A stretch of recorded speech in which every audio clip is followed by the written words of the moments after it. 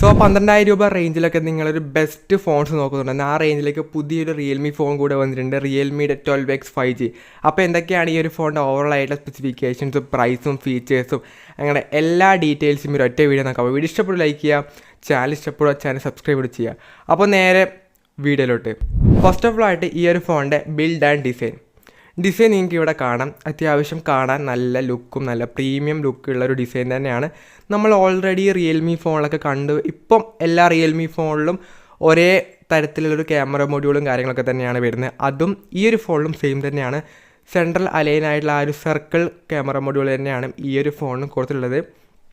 പിന്നീട് ഈ ഒരു ഫോണിൻ്റെ ഒരു വെയിറ്റ് പറയുകയാണെങ്കിൽ 188 ഗ്രാം മാത്രമേ വെയിറ്റ് വരുന്നുള്ളൂ. 7.6 mm മാത്രമേ തിക്നെസ് വരുന്നുള്ളൂ. സോ അത്യാവശ്യം ലൈറ്റ് വെയിറ്റ് ആയിട്ടുള്ള ഒരു ഫോൺ കൂടിയാണ്. പിന്നീട് 2 കളർ വേരിയൻ്റ് ആയിട്ടാണ് വരുന്നത്. ഒന്ന് ഗ്രീനും പിന്നെ ഒന്ന് പേർപ്പിൾ കളറും വരുന്നുണ്ട്. അതിൽ പേർപ്പിളാണ് കുറച്ചും കൂടി പ്രീമിയം ലുക്ക് ഫോണിന് തരുന്നുണ്ട്. അപ്പോൾ ഡിസൈൻ വൈസ് ഓൾറെഡി പറഞ്ഞു, അതായത് ഒരു പ്രീമിയം ലുക്ക് ഫോണിന് വരുന്നുണ്ട് എന്നുള്ളത്. അതുകൂടാതെ തന്നെ അത്യാവശ്യം ലൈറ്റ് വെയിറ്റ് കൂടിയാണ് ഫോൺ. തിക്നെസ്സും കുറവാണ്, വെയിറ്റും കുറവാണ്. സോ നല്ലൊരു ഡിസൈൻ വരുന്നുണ്ട്. പ്ലാസ്റ്റിക് ആണ്. പിന്നീട് IP54 വാട്ടർ ആൻഡ് ഡസ്റ്റ് റെസിസ്റ്റൻറ്റും വരുന്നുണ്ട്. സോ ഡിസൈൻ ആൻഡ് ബിൽഡിനെ പറ്റി പറയുകയാണെങ്കിൽ അത്യാവശ്യം കാണാൻ നല്ല ലുക്കുള്ളൊരു ഫോൺ തന്നെയാണ്. യാതൊരു തരത്തിലുള്ള ഇഷ്യൂസും നമുക്ക് ഡിസൈനെ പറ്റി പറയാനില്ല. ബിൽഡ് ക്വാളിറ്റി പ്ലാസ്റ്റിക് ആണ്. ഈ ഒരു പ്രൈസ് റേഞ്ചിൽ നമുക്കങ്ങനെ ഗ്ലാസ് പ്രതീക്ഷിക്കേണ്ട ആവശ്യമില്ല. ഓൾറെഡി ഇതിന് താഴെയുള്ള ഫോണിൽ നമുക്ക് ഗ്ലാസ് വരാറുണ്ട്, പക്ഷേ നോർമലി അങ്ങനെ വരാറില്ല. അപ്പം അതൊന്നും അങ്ങനെ ഒരു കുറവായിട്ടൊന്നും പറയാനില്ല. സോ ബിൽഡ് ആൻഡ് ഡിസൈൻ യാതൊരു തരത്തിലുള്ള ഇഷ്യൂസൊന്നും അങ്ങനെ പറയാനൊന്നുമില്ല. Then talk about display.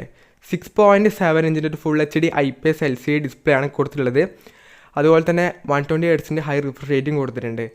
950 nits ആണ് പീക്ക് ബ്രൈറ്റ്നസ് ആയിട്ട് വരുന്നത്. ഈ ഒരു പ്രൈസ് റേഞ്ചിൽ തന്നെ ആദ്യമായിട്ടായിരിക്കും ഒരു ഫോണിൽ 120 Hz റിഫ്രഷ് റേറ്റും അതുപോലെ തന്നെ 950 nits വരെ വരുന്ന പീക്ക് ബ്രൈറ്റ്നസ്സും കൊടുത്തിട്ടുള്ളത്. സോ അത്യാവശ്യം നല്ല ബ്രൈറ്റായുള്ള ഡിസ്പ്ലേ ആണ് ഈ ഒരു പ്രൈസ് റേഞ്ച് നമുക്ക് കിട്ടുന്നത്. അതോട് കൂടാതെ തന്നെ ആദ്യമായിട്ട് തന്നെയാണ് ഇത്രയും ഹൈ റിഫ്രഷ് റേറ്റ് ഈ ഒരു റേഞ്ചിൽ വരുന്നത്. ഞാൻ പ്രൈസ് ലാസ്റ്റ് പറയാം. സോ അപ്പോൾ നല്ല ഡിസ്പ്ലേ സെറ്റപ്പ് വരുന്നുണ്ട്. സോ AMOLED ഡിസ്പ്ലേ അല്ല, IPS LCD ആണ്. അതൊരു കുറവ് തന്നെയാണ്. ബട്ട് നമുക്ക് ഹൈ റിഫ്രഷ് റേറ്റ് ഇവിടെ കൊടുത്തിട്ടുണ്ട്. നല്ല ബ്രൈറ്റ് ആയുള്ള ഡിസ്പ്ലേ കൂടിയാണ്. പിന്നീട് പഞ്ച് ഹോളായിട്ടാണ് സെൽഫി ക്യാമറ കൊടുത്തിട്ടുള്ളത്. സോ ഡിസ്പ്ലേ പറ്റി പറയുകയാണെങ്കിൽ AMOLED ഇല്ല എന്നുള്ളത് ഒഴിച്ച് വിട്ട് കഴിഞ്ഞാൽ ബാക്കിയെല്ലാം തന്നെ പെർഫെക്റ്റ് തന്നെയാണ്. ദെൻ ക്യാമറ 15 MB ആണ് പ്രൈമറി ക്യാമറ. പിന്നീട് 2 MB ഒരു മാക്രോ ക്യാമറയും റിയറിൽ കൊടുത്തിട്ടുണ്ട്. പിന്നെ സെൽഫി ആണെങ്കിൽ 8 MP selfie camera central align ആയിട്ടുള്ള പഞ്ച് ഹോളായിട്ടാണ് പ്രൊവൈഡ് ചെയ്തിട്ടുള്ളത്.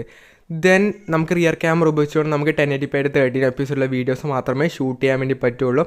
4K എന്ന് തന്നെ ഈ ഒരു പ്രൈസ് റേഞ്ചിൽ കിട്ടാറില്ല. സോ 4K ഒന്നും എന്തായാലും ആവില്ല. അപ്പം ഫുൾ HDയിൽ മാത്രം നമുക്ക് സെൽഫി ക്യാമറയിലും ആ റേഞ്ചിൽ തന്നെ നമുക്ക് ഷൂട്ട് ചെയ്യാൻ വേണ്ടി പറ്റുന്നതായിരിക്കും. ക്യാമറയൊക്കെ തന്നെ ഒരു നോർമലാണ്.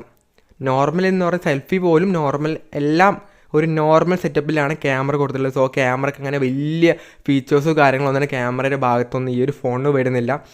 റിയറിൽ സിംഗിൾ ക്യാമറയാണ്, മാക്രോ പിന്നെ യൂസ് ചെയ്യാത്തൊരു ക്യാമറയാണ്. അപ്പം സിംഗിൾ ക്യാമറ സെറ്റപ്പ് മാത്രമേ റിയറിൽ വരുന്നുള്ളൂ. ഡുവൽ ക്യാമറയുണ്ട്, ബട്ട് മറ്റേത് ഇപ്പോൾ അൾട്രാവൈഡ് ക്യാമറയൊന്നും തന്നെ വരുന്നില്ല. അപ്പം അത് മറ്റേത് ഉപയോഗിക്കാത്ത ക്യാമറയുണ്ടെങ്കിൽ പിന്നെ നമുക്ക് സിംഗിൾ ക്യാമറ തന്നെ പറയാം. അപ്പോൾ ക്യാമറ നോർമലാണ്. ദെൻ പെർഫോമൻസ് മിയടെക്കിൻ്റെ ഡയമൻസിറ്റി 6100+ എന്ന പ്രോസറാണ് കൊടുത്തിട്ടുള്ളത്. ഇതേ സെയിം പ്രോസർ തന്നെയാണ് ഈ ഒരു പ്രൈസ് റേഞ്ചിൽ വരുന്ന സാംസങ്ങിൻ്റെ F50 വരുന്നത്. അപ്പോൾ പെർഫോമൻസിനെ പറ്റി പറയുകയാണെങ്കിൽ ഈ റേഞ്ചിൽ അത്യാവശ്യം നല്ല ഒരു പെർഫോമൻസ് ഓറിയൻറ്റഡ് ആയിട്ടുള്ള പ്രോസർ തന്നെയാണ്. സോ പെർഫോമൻസിൽ യാതൊരു തരത്തിലുള്ള ഇഷ്യൂസൊന്നും തന്നെ ഈ ഒരു റിയൽമി ഫോണിൽ വരാനില്ല. ഈ ഒരു പ്രൈസിൽ അത്യാവശ്യം ബെസ്റ്റായുള്ളൊരു പ്രോസർ തന്നെയാണ്. സോ പെർഫോമൻസിൽ നമുക്ക് അങ്ങനെ കുറ്റോ കുറവൊന്നും പറയാനില്ല. നല്ല പ്രോസർ പ്രൊവൈഡ് ചെയ്തിട്ടുണ്ട്. പിന്നീട് Android 14 ആണ് ഔട്ട് ഓഫ് ദ ബോക്സ് ആയിട്ട് വരുന്നത്. റിയൽമി UI 5 ആണ് യൂസർ ഇൻ്റർഫേസ് ആയിട്ട് കൊടുത്തിട്ടുള്ളത്. റിയൽമി UI 5 നമുക്ക് അത്യാവശ്യം ബ്ലോട്ട്വെയർസും കാര്യങ്ങളൊക്കെ തന്നെ ഉണ്ടാവും. അതൊക്കെ നമുക്ക് അൺഇൻസ്റ്റാൾ ചെയ്ത് കഴിഞ്ഞാൽ നമുക്കങ്ങനെ വലിയ ഇഷ്യോ ബഗ്ഗോ കാര്യങ്ങളൊന്നും UIയുടെ ഭാഗത്ത് വരാറില്ല. സോ അത്യാവശ്യം നല്ലൊരു ക്ലീൻ ആയിട്ടുള്ള UI തന്നെയാണ്. പിന്നീട് ഈ ഒരു ഫോൺ 2 വർഷത്തെ ആൻഡ്രോയിഡ് അപ്ഡേറ്റും 3 വർഷത്തെ സെക്യൂരിറ്റി അപ്ഡേറ്റും റിയൽമി പ്രൊവൈഡ് ചെയ്യുന്നുണ്ട്. നോർമലാണല്ലോ 2 വർഷത്തേന്ന് പറഞ്ഞാൽ ഒട്ടുമിക്ക എല്ലാ ഫോൺ ബ്രാൻഡും പ്രൊവൈഡ് ചെയ്യുന്ന ആ ഒരു സെയിം പാറ്റേൺ തന്നെയാണ് റിയൽമി ഈ ഒരു ഫോണിൽ കൊടുത്തിട്ടുള്ളത്. ദെൻ ബാറ്ററി 5000 mAh ബാറ്ററിയാണ് കൊടുത്തിട്ടുള്ളത്. ഫാസ്റ്റ് ചാർജിങ് നമുക്ക് 45 വാട്ടിൻ്റെ ഫാസ്റ്റ് ചാർജിങ് ഈ ഒരു പ്രൈസ് നമുക്ക് കൊടുത്തിട്ടുണ്ട്. വേറൊരു ഫോണും ഇത്രക്കും ഹൈ ഫാസ്റ്റ് ചാർജിങ് സെറ്റപ്പ് വേറെ ഈ ഒരു പ്രൈസ് റേഞ്ചിൽ വേറെ ഏതൊരു ഫോണും നമുക്ക് ഈ ഒരു രീതിയിലുള്ള 5000 mAh പ്ലസ് 45 വാട്ടിൻ്റെ ഫാസ്റ്റ് ചാർജിങ് വേറൊരു ഫോണിലും ഈ ഒരു കോമ്പിനേഷൻ നമുക്ക് കാണാൻ വഴിയില്ല. അപ്പം അതും ഈ ഒരു ഫോണിൻ്റെ മെയിൻ ആയിട്ടുള്ള ഹൈലൈറ്റ് ആയിട്ടുള്ള ഫീച്ചർ കൂടിയാണ്. Then price and variant. Base model എന്ന് പറഞ്ഞാൽ 4GB 128GB വേരിയൻ്റ് ആണ്. ഇതിൻ്റെ പ്രൈസ് 11,999 ആണ്. ഹയർ വേരിയൻ്റ് എന്ന് പറഞ്ഞാൽ 3 വേരിയൻ്റ് ഉണ്ട്. അപ്പം അതിൻ്റെ മിഡിൽ വേരിയൻ്റ് എന്ന് പറഞ്ഞാൽ നമുക്ക് 6GB 128GB വേരിയൻ്റ് വരുന്നുണ്ട്. അതിൻ്റെ പ്രൈസ് 13,499 ഹയർ വേരിയൻ്റ് എന്ന് പറഞ്ഞാൽ 8GB 128GB ആണ്. ഇതിൻ്റെ പ്രൈസ് 14,999 എൻഡ് ചെയ്യുന്നത്. ഇത് കൂടാതെ തന്നെ നമുക്ക് ഓഫർ പ്രൈസ് ആയിട്ട് നമുക്ക് ഡിസ്കൗണ്ടൊക്കെ തന്നെ വരുന്നുണ്ട്. ലോഞ്ച് പ്രൈസ് ആ ഒരു പ്രൈസ് നമുക്ക് ബേസ് മോഡൽ 10,999 മിഡിൽ മോഡൽ നമുക്ക് 11,999 ഹയർ വേരിയൻറ്റ് നമുക്ക് 13,999 കിട്ടുന്നതായിരിക്കും. സോ അത്യാവശ്യം നല്ല പ്രൈസ് റേഞ്ചിലാണ് ഫോൺ വന്നിട്ടുള്ളത്.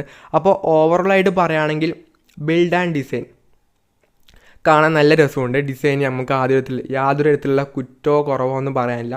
നല്ല പ്രീമിയം ആയിട്ടുള്ള ഡിസൈൻ വരുന്നുണ്ട്. ബിൽഡ് ക്വാളിറ്റി നോർമലാണ്, അതിൻ്റെ പറ്റി പറയാനൊന്നുമില്ല. പിന്നീട് ഡിസ്പ്ലേ IPS LCD ഡിസ്പ്ലേ ആണ്. സോ കുഴപ്പമില്ല എന്ന് പറയാം. സോ ബെസ്റ്റ് ഡിസ്പ്ലേ ആണെന്ന് ഈ റേഞ്ചിൽ നമുക്ക് ഒരിക്കലും പറയാൻ വേണ്ടി പറ്റില്ല. കാരണം സാംസങ് നമുക്ക് അവിടെ സൂപ്പർ AMOLED ഡിസ്പ്ലേ ഒക്കെ തന്നെ സാംസങ്ങിൻ്റെ F50 തന്നെ വരുന്നുണ്ട്. പിന്നീട് പെർഫോമൻസ് ബെസ്റ്റ് പെർഫോമൻസ് വരുന്നുണ്ട്. ക്യാമറ നോർമലാണ്.